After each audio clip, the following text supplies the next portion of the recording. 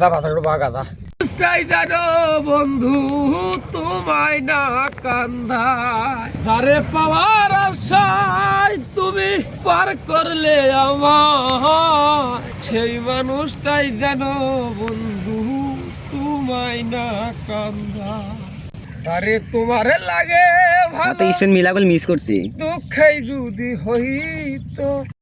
বন্ধুরা, আজকে আমরা আপনাদেরকে নিয়ে এসেছি যমুনা নদীর একদম দুর্গম চরে। এখানে দেখেন, এই যে চতুর্দিকে যদি আপনি একটু মুভ করেন তাহলে কিন্তু দেখতে পারবেন যে এই যে আমার চাচাতো ভাই ও নৌকো নিয়ে আসছে, মানে যে মূলত ওদের যে কারেন্টের জালগুলো আছে সেই জালগুলো চেক করবে। যমুনা নদীর গহীন চরে মাছ মারার যে অভিজ্ঞতা সেটাই আজকে আপনাদের সাথে শেয়ার করব পুরো এই ভিডিওটি জুড়ে। এবং অসম্ভব একদম মনকে প্রশান্তি দেয় সেরকম কিছু সিনারিও আপনাদের সাথে শেয়ার করার চেষ্টা করব। দেখেন, এই যে যমুনা নদীর চরের একটা দৃশ্য আপনি দেখলে সত্যি আপনার অশান্ত মন শান্ত হতে বাধ্য হবে। এখন কিন্তু পুরোপুরি কিন্তু চরে কিন্তু পানি একদম এসে গেছে। দেখেন, ওই যে লোকালয় থেকে এদিকে কিন্তু চলে আসছে, অর্থাৎ চরের গহীনের দিকেই আসছে। গতকাল যেই জালগুলো সেট আপ করে এসেছিল নদীর ভিতরে, সেই জালগুলো কিন্তু এখন সকালবেলা এগুলো দেখতে যাচ্ছে, অর্থাৎ কি মাছ আসলো আর কি মাছ পাইলো সেই বিষয়টা ওরা চেক আপ করার জন্য যাচ্ছে। এদিকে একটু খেয়াল করেন, খেয়াল করলে দেখতে পারবেন এই যে আমার চাচাতো ভাই ও কিন্তু এই যে কারেন্টের জাল যেগুলো গতকাল পেতে আসছিল বিকালবেলা সেগুলো কিন্তু চেক করছে। অর্থাৎ জালগুলো এখন উঠাবে, জালগুলো উঠিয়ে মাছ কি পরিমাণ আসলো বা মাছ ধরা পড়লো সেগুলো ওরা চেক করবে, চেক করে তারপর আবার জালটা শুকাবে, শুকানোর পর আবার কিন্তু বিকেলবেলা কিন্তু এই জালগুলো আবার ওদের পছন্দের জায়গায় কিন্তু সেট আপ করবে। এটা ওদের কন্টিনিউয়াসলি কাজ, এভাবেই প্রতিনিয়ত ওরা এই কাজগুলো করে থাকে। এখন জালগুলো উঠেছে, কিছু কিছু মাছ দেখা যাচ্ছে, ওই যে দেখেন একটু যদি খেয়াল করেন তাহলে দেখতে পারবেন কিছু মাছ দেখা যাচ্ছে। সব জালগুলো যখন উঠবে তখন প্রপারলি বোঝা যাবে যে কতগুলো মাছ ওরা পেলো আর কতগুলো মাছ ওরা এখান থেকে করতে পেরেছে।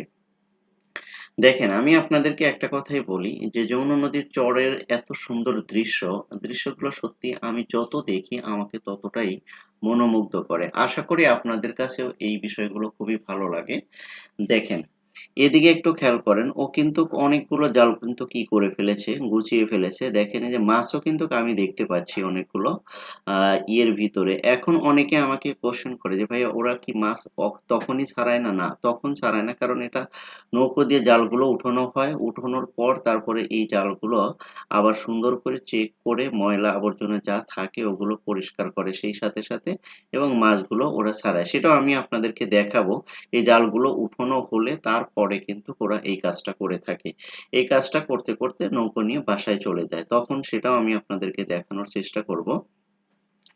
দেখেন, যমুনা নদীর একদম গহীনে কিন্তু ওরা চলে এসেছে। ওই যে দূরে একটা নৌকা দেখা যায়, তারাও কিন্তু এই একই কাজ করছে, অর্থাৎ মাছ ধরছে আর কি।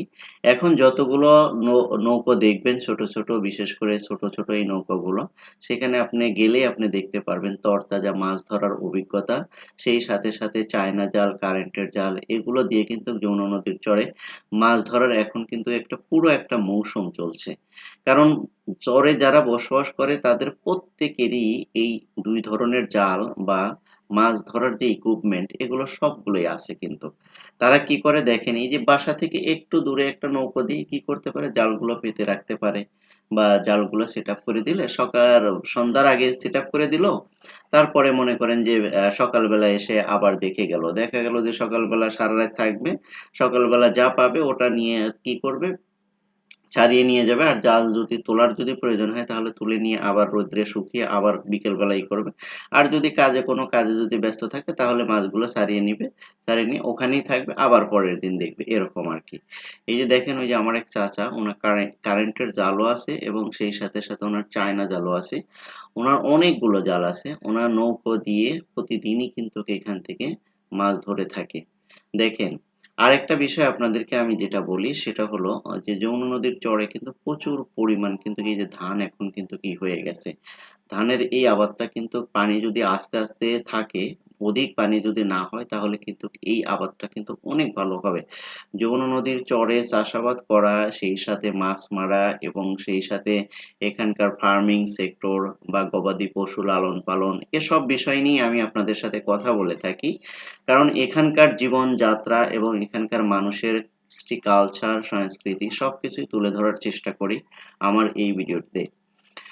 যেগুলো আমি আপনাদেরকে বলি সেটা আমি সবসময় আপনাদেরকে একটা কথা বলার চেষ্টা করি, সেটা হলো যে এই অঞ্চলে যারা বসবাস করে বিশেষ করে এই যমুনা নদীর চরে তারা কিন্তু মানে সব কাজেই কিন্তু তাদের দক্ষতা এবং সব কাজেই কিন্তু তাদের মানে যে পূর্ব অভিজ্ঞতা আছে। এই যে দেখেন একটা জাল কিন্তু ওরা উঠাইছে আরেকটা জালের কাছে আসছে, দেখেন বিশাল একটা পথ পাড়ি দিয়ে আসছে। এখন ওরা নতুন এই যে আরেকটা জাল কিন্তু তুলছে।